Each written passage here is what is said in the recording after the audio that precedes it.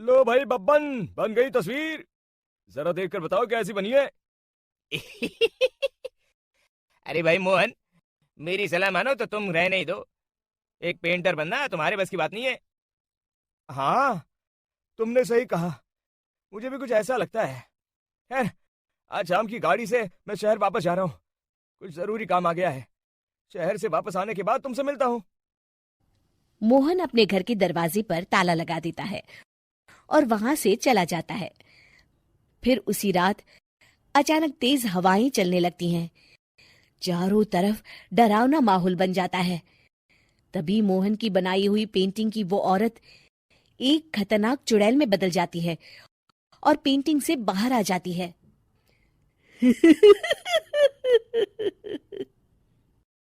चुड़ैल घर के बाहर चली जाती है। वहीं दूसरी तरफ दो चोर लाला सुखीराम के घर से चोरी करके भाग रहे होते हैं। दोनों भागते भागते गांव के चौराहे के पास पहुंच जाते हैं। तभी अचानक वो चुड़ैल उन दोनों के सामने आ जाती है।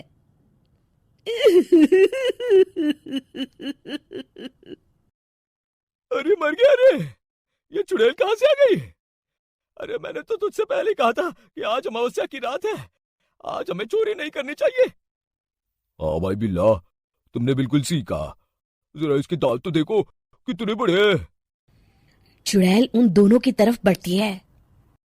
अरे चुड़ैल दीदी, तुम चाहो तो ये सारे पैसे और जेवर ले लो, लेकिन हम दोनों को कुछ मत करना। पैसे और जेवर के लालच में तुम इंसान बिकते हो, हम चुड़ैल नहीं। तभी चुड़ैल उन दोनों चोरों को पुतले बना देती है। मैं किसी को नहीं छोड़ूंगी। अब कोई मुझसे नहीं बच सकता।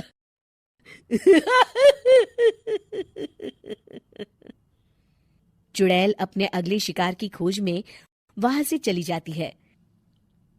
गांव की दूसरी ओर जाने पर चुड़ैल को हरिया, बिरजू और बब्बन दिखाई देते हैं। आज संडे है, आज कपिल शर्मा शो देखने का दिन है। जोर से बोलो। आज संडे है। मैंने नहीं सुना। आज संडे है, आज कपिल शर्मा देखने का दिन है। हाँ, ये हुई ना बात।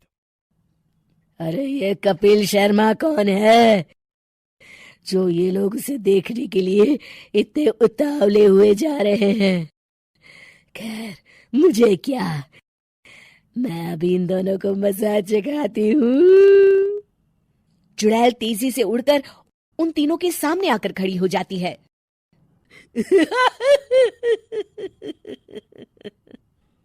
कपिल शर्मा शो बाद में देखना, पहले मुझे देख लो। बब्बन चुड़ैल को देखते ही पहचान जाता है। अरे ये तो तस्वीर वाली औरत के जैसी दिख रही है। मुझे अभी नहीं मरना है। अरे भागो रे। तीनों वहां से भाग खड़े होते हैं।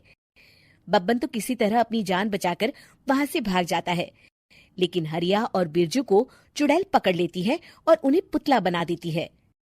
फिर चुड़ैल बब्बन को पकड़ने के लिए उसका पीछा करती है, लेकिन बब्बन उसे कहीं नहीं दिखाई देता। अरे वो मोटा तो बड़ा तेज भागता है, शायद उस तरफ गया होगा।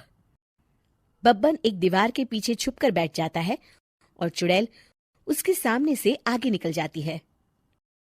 बाल बाल बच गया। अगली सुबह बब्बन सभी गांव वालों को सारी बात बता देता है।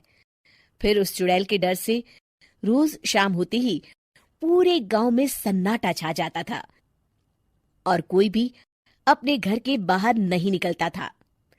अरे ये क्या हो गया, इतनी देर से घूम रही हूं, अभी तक एक भी आदमी नहीं मिला।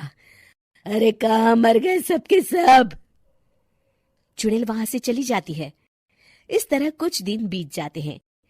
फिर एक दिन मोहन गांव वापस आता है। बब्बन उसे बताता है कि उसकी बनाई तस्वीर से एक चुड़ैल बाहर आ गई है। मोहन समझ जाता है कि ये कोई आम कागज नहीं है। वो जो भी उस कागज पर बनाएगा वो असलियत का रूप ले लेगा। अरे मोहन भाई, अब तुम क्या करने वाले हो? मेरे पास एक बहुत बढ़िया तरकीब है। मैं इस कागज पर उस चुड़ैल की एक ऐसी तस्वीर बनाऊंगा जिसमें वो तपती धूप के नीचे खड़ी दिखाई देगी, और फिर जैसे ही सवेरा होगा वो चुड़ैल इस कागज से निकलकर बाहर चली जाएगी और सूरज की तेज धूप में जलकर राख हो जाएंगी। मोहन बिल्कुल वैसे ही तस्वीर बना देता है और जैसे ही सवेरा होता है वो चुड़ैल कागज से निकलकर बाहर धूप में चली जाती है और सूरज की गर्मी बर्दाश्त नहीं कर पाती और जलकर राख हो जाती है।